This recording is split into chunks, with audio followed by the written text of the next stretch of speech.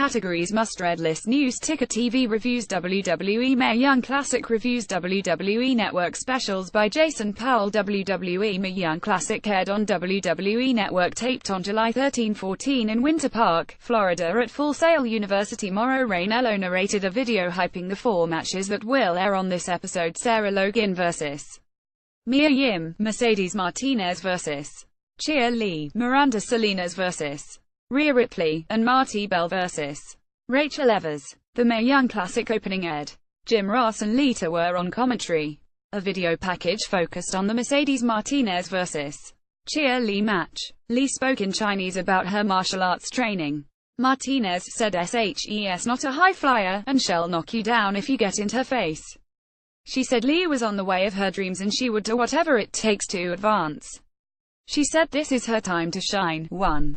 Mercedes Martinez vs. Chia Lee in a first-round match. Lee had a cool fan entrance.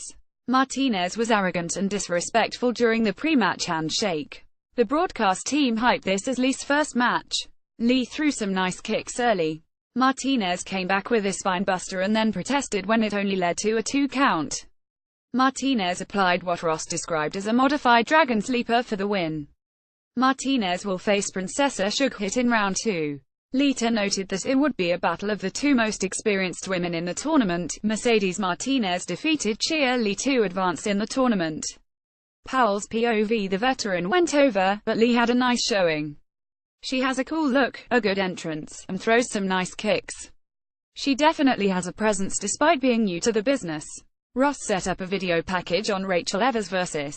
Marti Bell. Evers noted that her father Paul Ellering did not take her to shows or even let her watch it. He said that Ellering now sees that wrestling is different than it was when he was at his prime. Bell, who is from the Dominican Republic, said she moved to New York when she was 7 and that's where I became me. Powell's POV: Bell was a member of the Dollhouse faction in TNA. Evers uses the real last name of her trainer Lance Storm rather than her family name. 2. Rachel Evers vs. Marti Bell. The women shook hands before the bell, but Bell was cocky. Evers performed an awkward spinebuster for a 2 count. She picked up Bell in a fisherman's buster suplex position, but slammed her down instead for another 2 count. Bell came back with a nice face first plant according to Ross, but Evers came right back with an inside cradle for the win. Evers will face Abby Lath Kimberly in round 2. Rachel Evers defeated Marti Bell to advance in the tournament. Powell's POV: a rough match. Marti showed potential in TNA, but she also had a disappointing feud with Jade Mia Yim following the Dollhouse breakup. She would benefit from a stay at the WWE Performance Center. Ross pointed out American Ninja Warriors Casey Catanzaro and Shadia Biso in the crowd.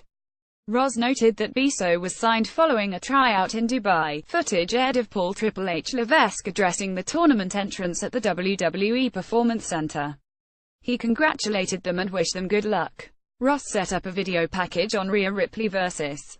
Miranda Salinas. Ross noted that Ripley is 20 and from Australia. Salinas said she is 5 foot tall and people will look down on her, but she is trained by the best. She said she wanted to make her opponent tap because a 123 isn't good enough for her. Ripley is a former soccer player. She said she is a mosh kid from heavy metal concerts. She said she has determination and charisma, and said she would rip apart everyone she faces in the tournament. 3. Rhea Ripley vs. Miranda Salinas in a first-round match. Lita marveled at the confidence of the 20-year-old Ripley. Salinas hesitated before shaking hands. Ross said the WWE Performance Center staff is amazed by how mature Ripley is in the ring at this point in her career. Ripley caught Salinas with a running big boot in the corner, then followed up with a running dropkick on a seated Salinas before covering her for a 2 count. The fans rallied behind Ripley with an Aussie Oi chant. Moments later, she connected with a high kick in a full Nelson slam for the win. Ripley will face the winner of Dakota Kai vs. Kavita Devi in the second round. Rhea Ripley defeated Miranda Salinas to advance in the tournament. Powell's POV: this was a showcase match for Ripley, who dominated the bulk of the audience. It was very impressive that she exuded so much confidence in the ring, despite being so young. She has the type of look that WWE has wanted over the years, so she should have a bright future. A video package focused on Mia Yim vs. Sarah Logan. Yim noted that she is a second-degree black belt in Taekwondo. She noted that she went public with her story of domestic violence last year.